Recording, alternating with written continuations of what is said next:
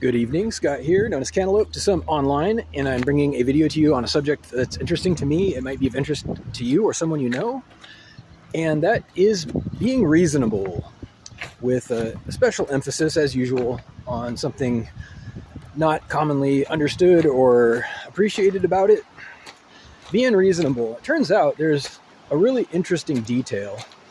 What do I mean by being reasonable? I mean using logic and reason, of course, to decide courses of action, to justify things, to plan and make decisions, incorporating reason, which obviously means having a reason for things, something that is hopefully agreeable, productive, that kind of stuff.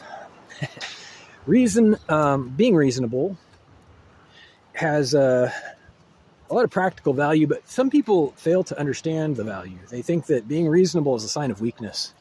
They think that appearing and acting as what's called a hard ass, which is the opposite of it, if you ask me, is a strength or a flex. But it's not. It really isn't. It makes people look compensatory, like they're compensating for a shortcoming, an inferiority complex or something. It makes it look like they're reacting to some insecurity about themselves when they fail to be open to dialogue or negotiation of any kind. Anyhow, it occurred to me, actually just recently, today, that being reasonable has an interesting counterpart to it. And it's tied to consistency. Consistency is that, of course, doing the same thing, having a pattern, a predictable program or whatever, something that happens the exact same way over and over, which is typically very efficient, right? But there's a trade-off to efficiency. Pretty much always a trade-off to efficiency where you sacrifice something, and it could be any number of things, but it turns out, and this is the interesting thing that ties in with this subject.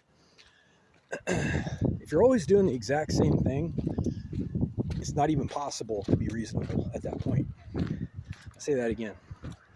If you automate things to the point where it's a flowchart, everything is a figurative flowchart, and one event defines the next event, such as would be the case if rules were to govern everything,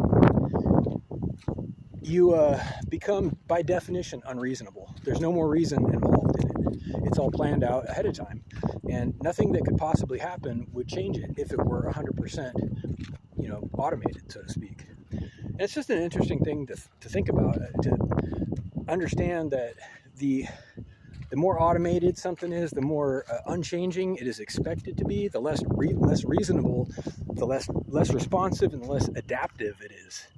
And unfortunately, people are highly dynamic, right? They can be very unpredictable. Situations can be unpredictable. We have what are called edge cases, right? And corner cases to the edge cases themselves. There's rare things, special cases all the time. And to say that they don't matter or they shouldn't matter, well, shoot, that's just not true. And if you ignore them, you have what's called a shrinking surface of usability. Whether it's computer software, whether it's political infrastructure or policy making, a shrinking surface of usability happens when you over-automate things. And that sounds complicated.